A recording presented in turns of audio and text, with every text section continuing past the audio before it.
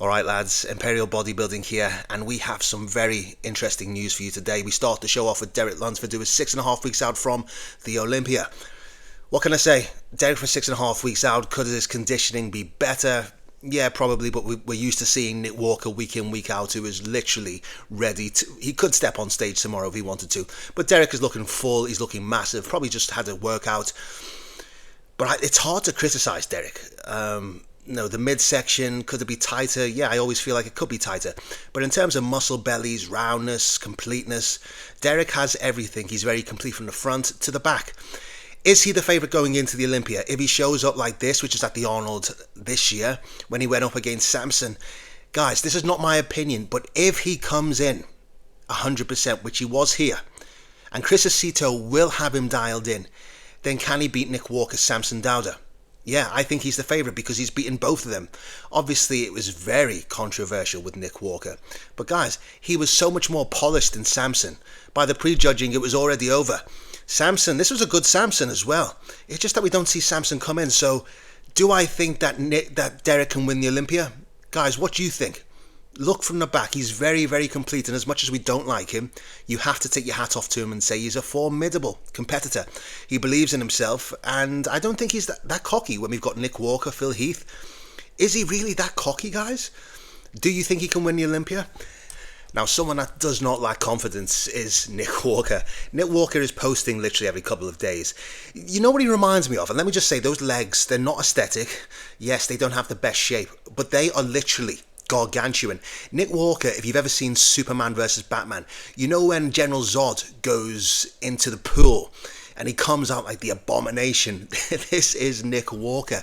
He's not pretty, he might not be the most aesthetic, but when it comes to sheer size, grainy conditioning, old school, this is Nick Walker, and I do believe that he has something that the other three, the big three, do not have, just in terms of those knockout poses, that absolutely gargantuan size. Nick is here to win the Olympia. I've said it before, and I'll say it again. He's not going away. If Nick comes in at 100%, and I'm sure he will, he's very, very hard to beat for the Olympia. Now, in other news, we are a week and a half away from the Italy Pro. And we start off with some of the competitors. We start off with Sergio Oliva, who we haven't seen in a year or two. What do you think, lads? Is you impressed by Sergio Oliva? Because for me, he hasn't improved in like 10 years, since he won that New York Pro. Is he well balanced? Yeah. Has he got really good legs? Yes. Adductors could be better, and he's got that gap in between the quads. But I've never been impressed. I've never been a fan of his physique. I'm not saying he's decent, but if you look at the arms, underwhelming. The chest, it's always been like really flat. He has so much hype to live up to, and I kind of feel sorry for him because his dad was one of the greatest Olympians of all time. His dad was literally a demigod, but if you see him here, like, that's not a great most muscular, and I'm not criticizing him. He seems like a cool guy, but when it comes to physique from the front to the back, nothing really jumps out at me. He just hasn't got the wow factor. Is he complete? Yeah, you could say, but for me, he's a third tier pro, and he's very underwhelming.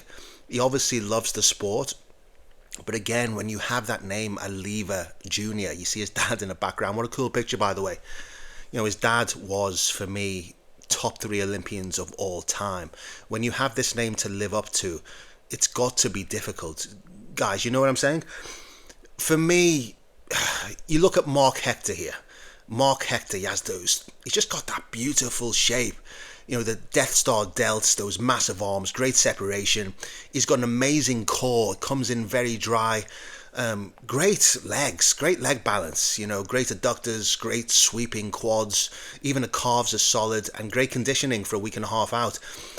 This is a guy who has the definition of slow and steady wins the race.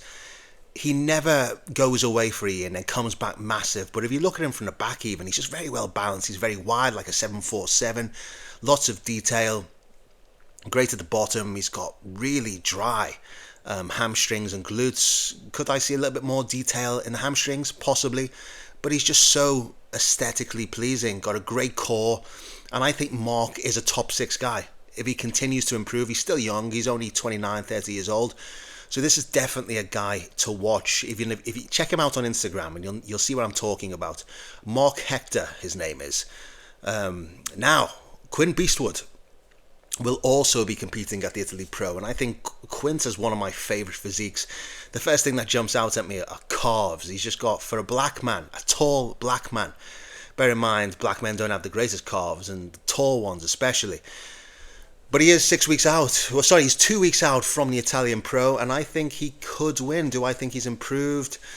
He actually looks kind of watery. You can see a film of water in the lower back. The glutes don't seem to be as dry, but I'm sure a week and a half out, guys, when he dries out, he's going to be formidable. I think he has a beautiful taper. I think he has very few flaws, and let's not forget he's 6'1.5".